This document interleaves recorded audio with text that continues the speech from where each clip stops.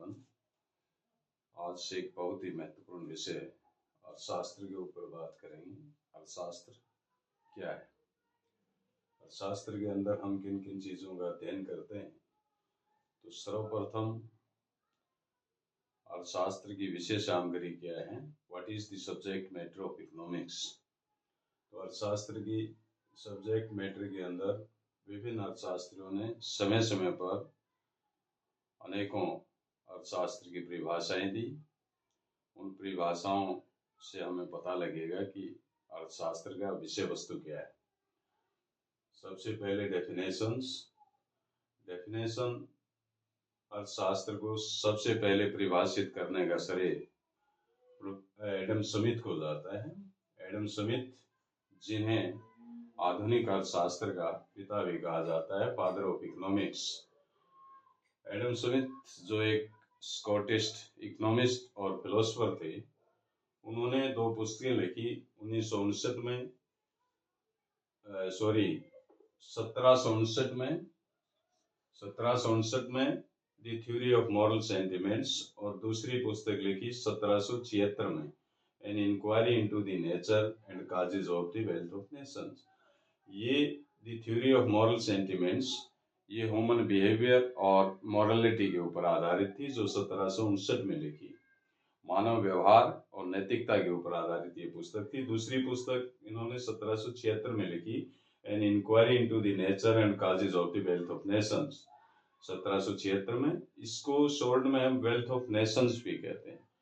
N inquiry into the nature and causes of the wealth of nation 1776 में जो पुस्तक लिखी, उस पुस्तक के अंदर एडम स्मिथ ने अर्थशास्त्र को परिभाषित किया और उन्होंने बताया कि अर्थशास्त्र के अंदर हम इस बात का अध्ययन करते हैं कि मनुष्य धन का उत्पादन किस तरह से करता है और उसका उपभोग किस तरह से करता है।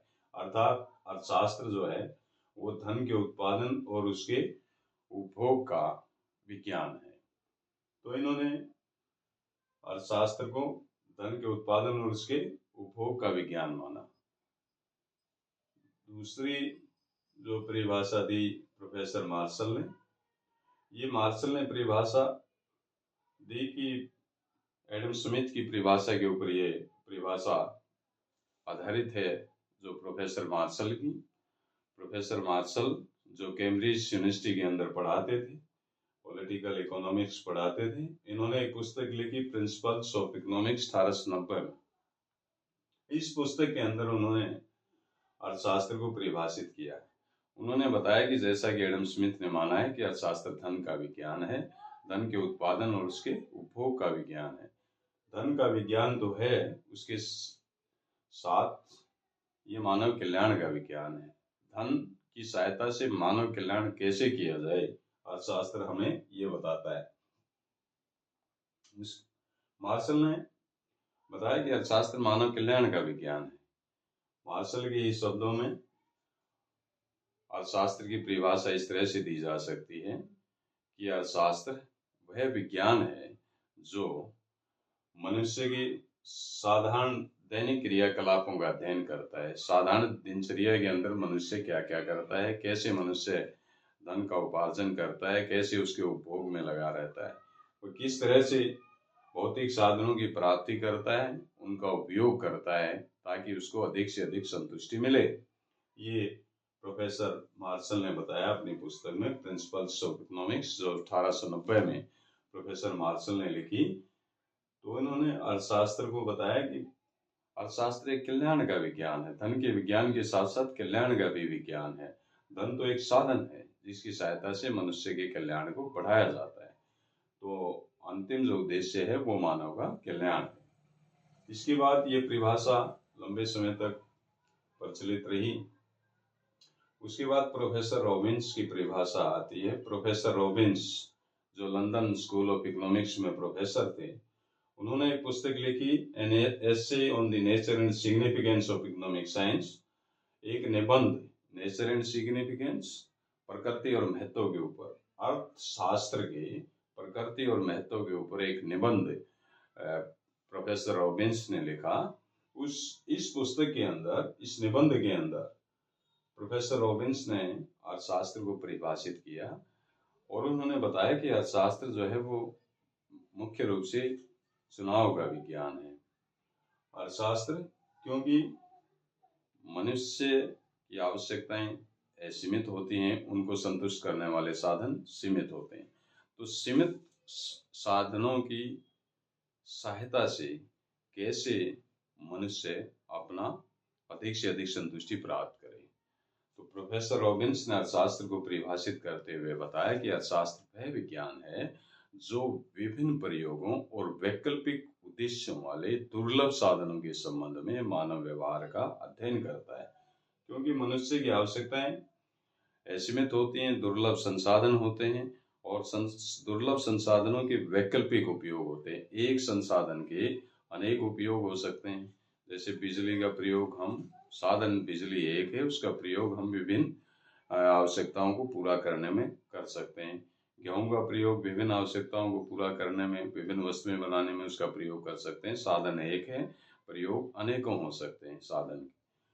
अगर आवश्यकताओं की तरह साधन भी हमारे असीमित होते तो फिर कोई चुनाव की समस्या पैदा नहीं होती। किसी भी व्यक्ति या राष्ट्र के पास इतने संसाधन नहीं होते कि वो अपनी सारी आवश्यकताओं को उन साधनों की सहायता से पूरा कर ले। तो सीमित संसाधनों का किस तरह से यूटिलाइज करे आदमी, किन किन आवश्यकताओं के अंदर प्रयोग करे, तो मनुष्य आवश्यकताओं को तीव्रता के क्रम में रखता है। सबसे तीव्र आवश्यकता कौन सी है, उसको सबसे पहले संतुष्ट करना, उसके बाद दूसरी आवश्यकता को संतुष्ट करना है, उसके बाद तीसरी आवश्यकता को संतुष्ट करना है। इस तरह से मनुष्य आवश्यकताओं को तीव्रता के क्रम में रखता है और संसाधनों को आवश्यकताओं की तीव्रता के क्रम के अनुसार समायोजित करता है ताकि उससे अधिक संतुष्टि प्राप्त हो सके। ये तीसरी परिभाषा थी प्रोफेसर रॉबिन्स की परिभाषा। चौथी परिभाषा जो professor Paul A Samuelson, professor Peterson, professor Ferguson, professor Henry Smith, professor Chapman और अलग अलग समय में इनके अनेकों अर्थशास्त्रियों ने अर्थशास्त्र की अनेकों परिभाषाएं दी। जिनमें से प्रमुख प्रोफेसर पॉल सैमुअल्सन की परिभाषा है।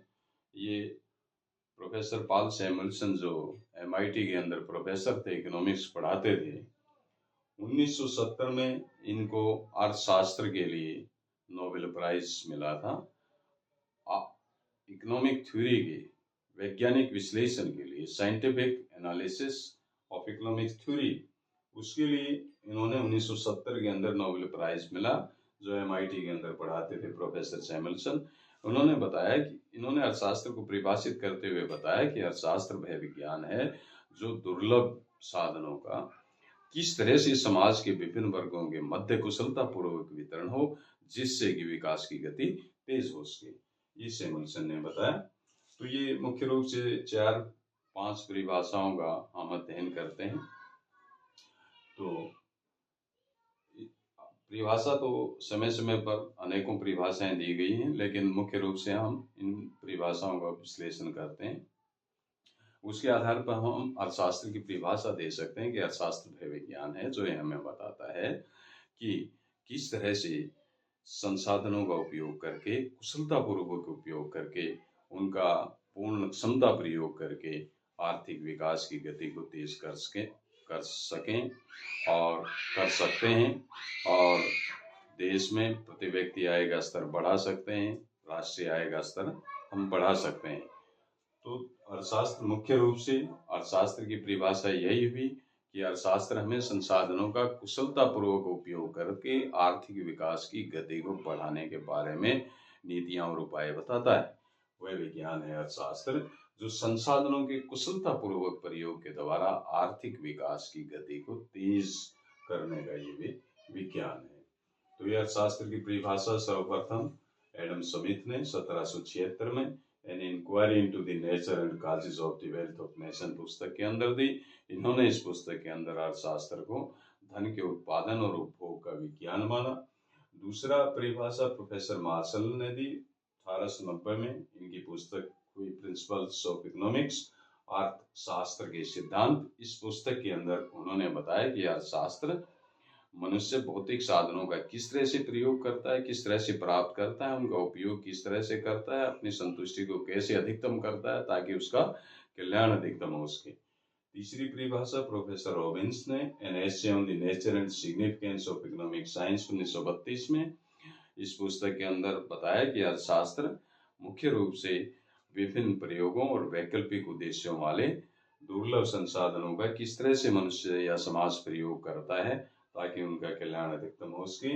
ये तीसरी परिभाषा प्रोफेसर सैमुअल्सन की परिभाषा है कि अर्थशास्त्र दुर्लभ संसाधनों का कुशलतापूर्वक समाज के विभिन्न वर्गों के मध्य वितरण कैसे होता है जिससे आर्थिक विकास की गति देश उसके व्यक्ति का अधिकतम कल्याण उसके सबको अधिकतम संतुष्टि मिले।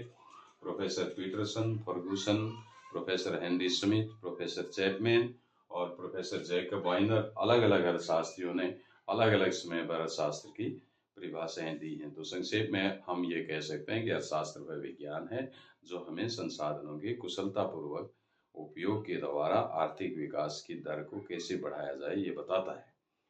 तो ये हुआ अर्थशास्त्र का डेफिनेशन। इसके बाद आती हैं अर्थशास्त्र की ब्रांचेस, कौन कौन सी अर्थशास्त्र की शाखाएं हैं।